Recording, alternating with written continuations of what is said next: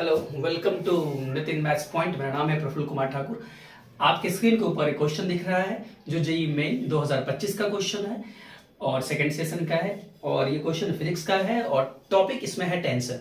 Tension एक बहुत महत्वपूर्ण टॉपिक है जिसके बारे में आप लोगों से बात करने के लिए आया हूँ। कुछ डिमांड था मेरे स्टूडेंट्स का कि सर टेंशन पे क्वेश्चन हमें बता दीजिए कुछ और कंसेप्ट क्लियर कर दीजिए, तो इसीलिए मैं इस टॉपिक को लेकर आया।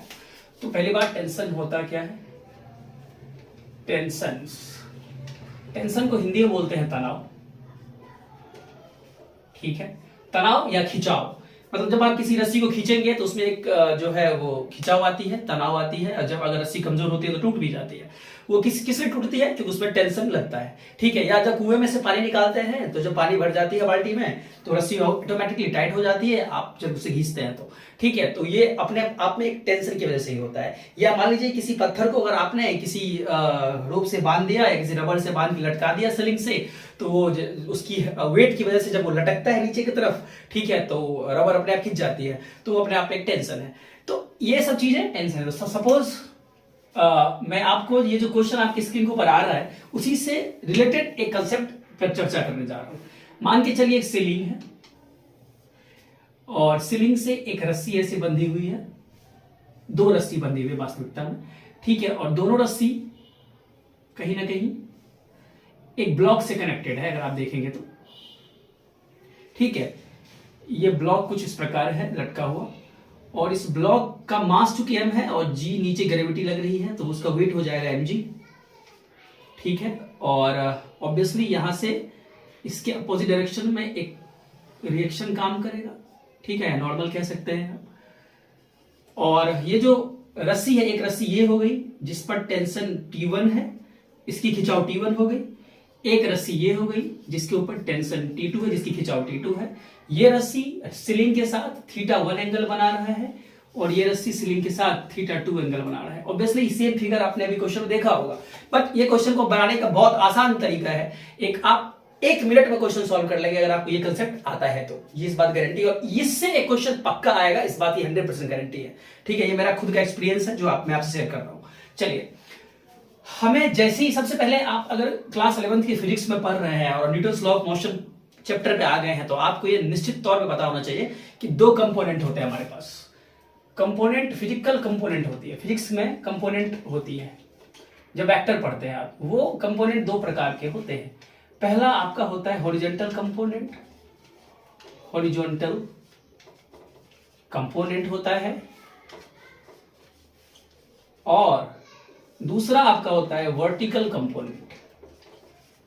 ठीक है, हॉरिजॉन्टल कंपोनेंट का मतलब हॉरिजॉन्टल लाइन।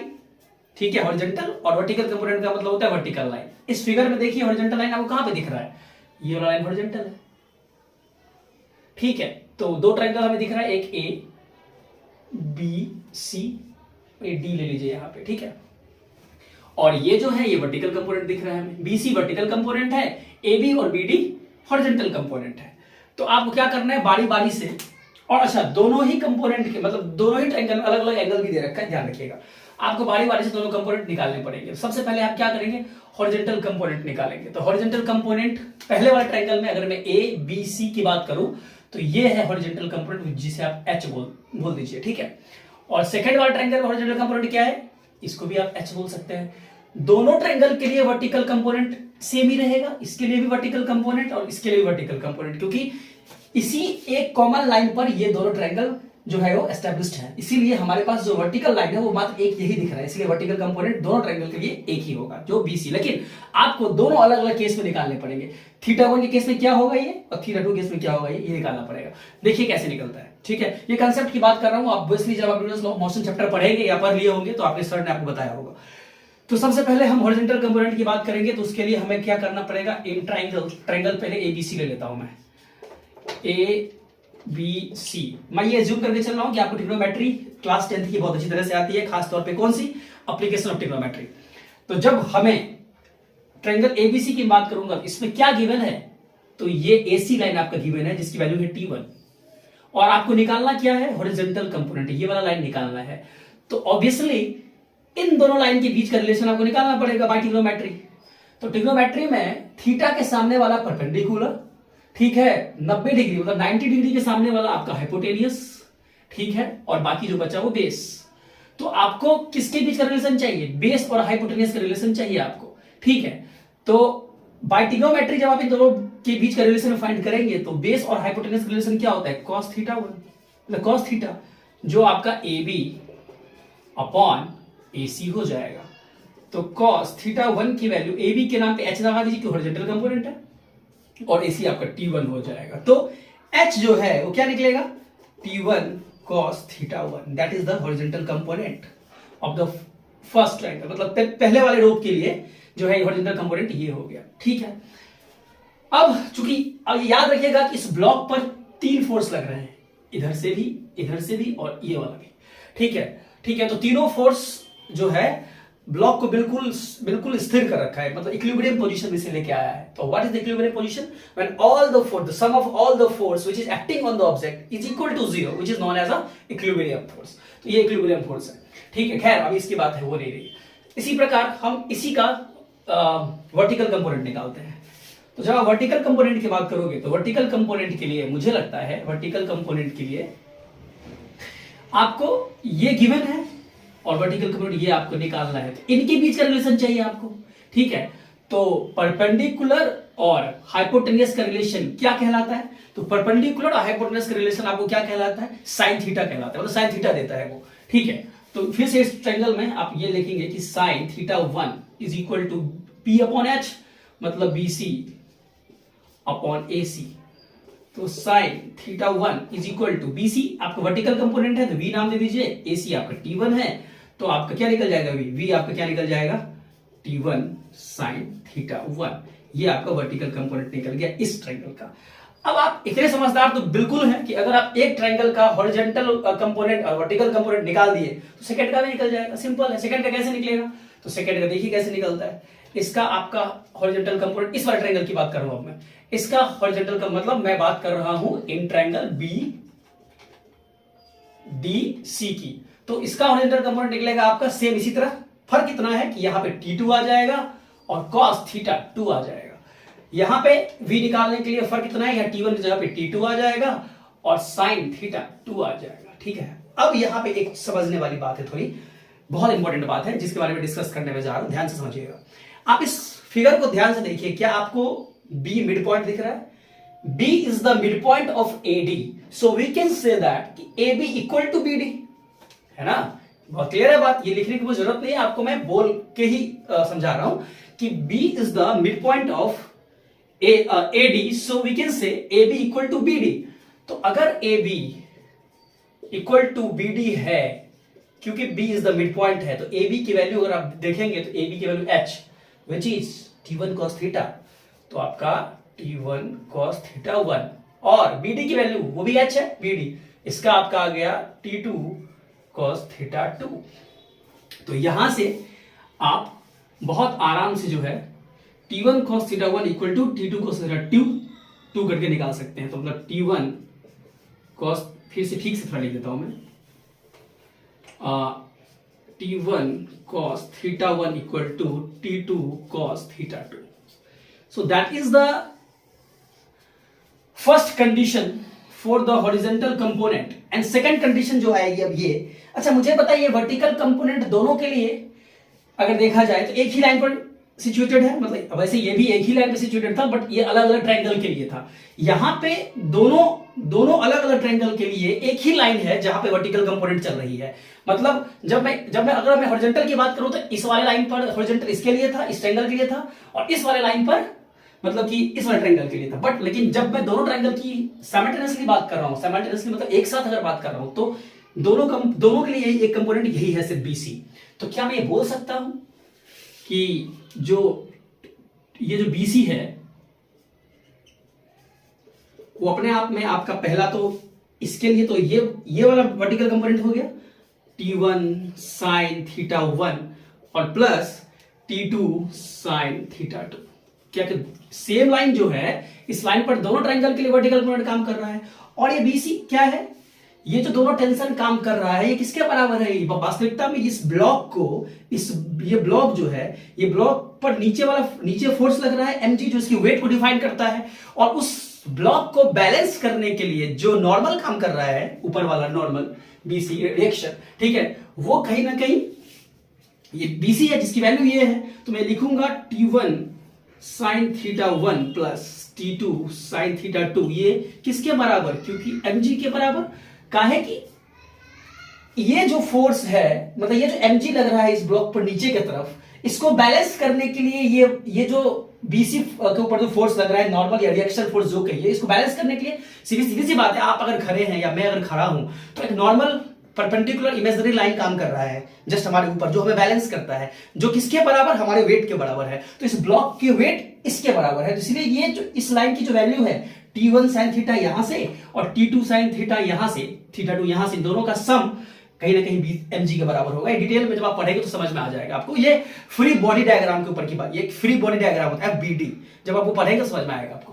तो एक कंडीशन तो इसका ये हो गया। So there is only 2 condition, पहला ये, दूसरा ये, 2 कंडीशन अगर आपको याद है तो ये आराम से इस क्वेश्चन का सॉल्यूशन आप कर सकते हैं। आप देखिए कैसे, अब आपको इसका सॉल्यूशन बताता हूं मैं बहुत आराम से।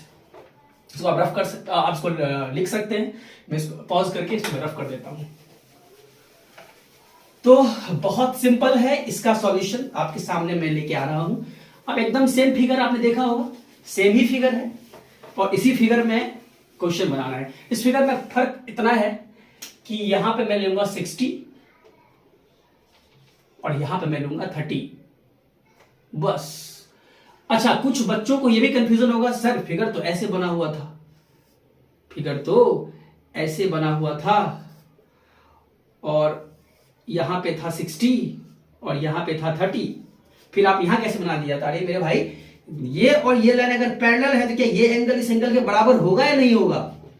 तो इसी प्रकार ये लाइन इस लाइन के पैरेलल है तो क्या ये एंगल इस एंगल के बराबर होगा या नहीं होगा? तो मैंने क्या गलती करी अगर इसको एंगल 60 इसको 30 मान लिया? तो कोई गलती नहीं करी।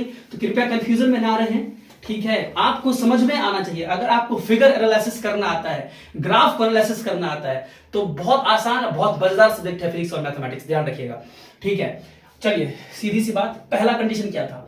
पहला था आपका T1 cos 60 is equal to T2 cos 30, right? पहला कंडीशन यही था।